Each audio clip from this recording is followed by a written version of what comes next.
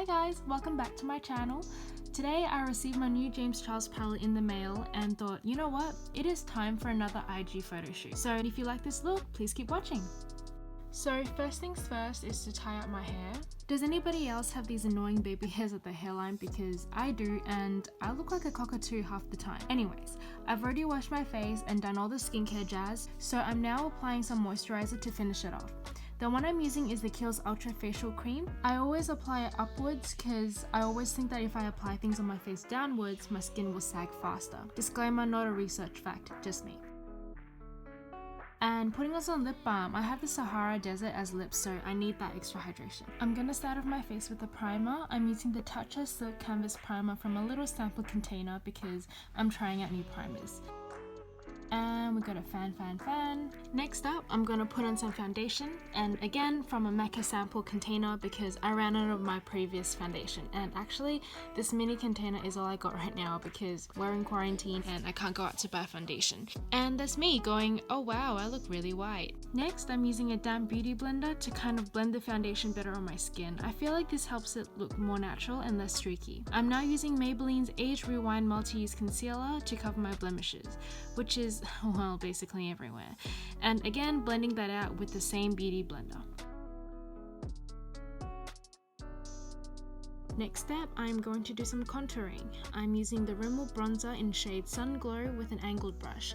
I'm really trying to pack that in there so I don't look as pale as the foundation's trying to make me look. Ta-da! I no longer look like The Walking Dead. I'm now using a loose setting powder to set my face. I like to just dab the powder on my face. I feel like it stays longer that way, but it's probably not true. I also wash my brushes so they smell real good. Almost done with the face. I'm adding some Fenty Starstruck highlighter to my cheekbones and the tip of my nose. I like to soften the bling bling with the beauty blender so it doesn't blind anyone. Heh. Finally, to finish off my face, I'm using the back of my beauty blend to dab some blush onto my face. Today, I'm going a little extra and dabbing not only the upper cheeks but also the bridge of the nose. I feel like that makes the whole look more lush, like you're constantly blushing but not really. Next, eyebrows. I'm using the Mr. Morden's eyebrow pencil, and I actually think this pencil is pretty cool because it's got a spoolie and a buffer at the end of it. Now, this is where my RBF comes out. I don't know if you can tell, but I've got these dents on the corners of my eyebrows which make them look like triangles on my face. So in order to avoid drawing trigonometry on my face, I gotta rest my face muscles. You'll see it when I raise my eyebrows. And we want to brush that out, and done. Next, eyeshadow. For the base, I'm going to use a light tea caramel color, and I'm putting that all over my lids. This eyeshadow actually turned out to have more of an orangey undertone, so I'm going in with a rosy pink color in the outer corners and the upper area of my lids. Notice how I'm not putting much of the pink in the center because later we're going to put concealer over it. Next up, I'm going to put a maroony color on the outer corner of my eyes, and for this one I'm just going to focus it on the outer corners and then very lightly blending it into the middle upper section of my eyes. Once it looks something like this, we want to move on to concealer. I like to follow my almost non-existent crease. If you don't have one, you can just draw a line that represents a crease from the inner corner of your eye to the outer corner and fill that in. You just want to make sure that your cut crease almost lines up with your upper eyelid.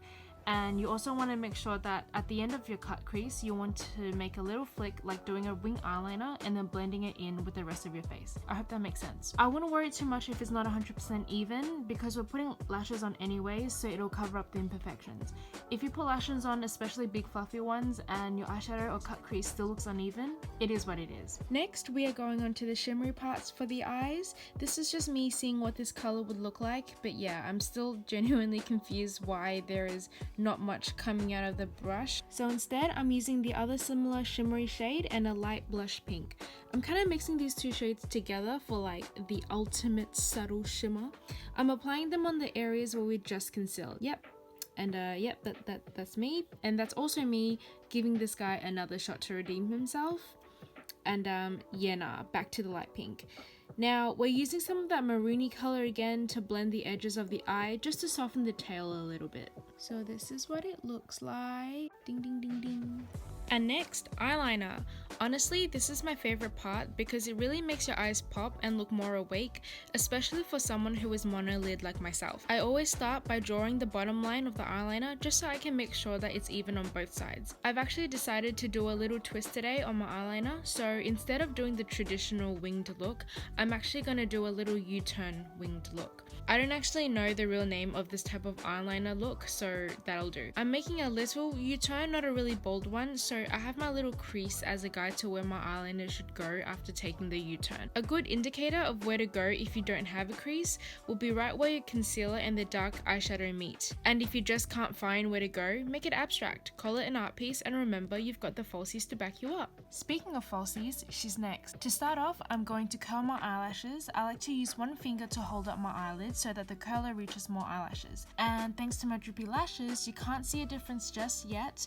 I'm now applying mascara and I like to fan it while it dries, even though it probably doesn't do anything. And then I'm curling my lashes again for the second time. And there we go, proof that my lashes exist. Finally, lashes. I like to exercise my lashes a little before I start using them, just so that they are easier to put on. I'm just holding on to both corners of the lashes and bending them so that they are more curved when we put them on. It looks funny, but I swear it works. Next, I'm applying the eyelash glue. Also, please remember to shake your glue before using it, unlike me. Just a thin layer enough to cover the band will do. And then, while I'm waiting for it to get tacky, I like to blow on it and also exercise it a little more. When it's time to put it on, I put the entire lash as close to my lash line as possible, wait for the middle to grip on, and then move the corners where I want them to be. One eye done, second eye to go. And this is me going, I am so excited. Last but not least, lips. I'm not gonna go too crazy on them, just natural with a bit of bling. So I'm using this lip glow from Dior. It's basically like a lip tint, but with sparkles in it. And I am obsessed. And I'm going over some of the edges with the lip liner just to define the edges a little bit, but again, keeping it very subtle.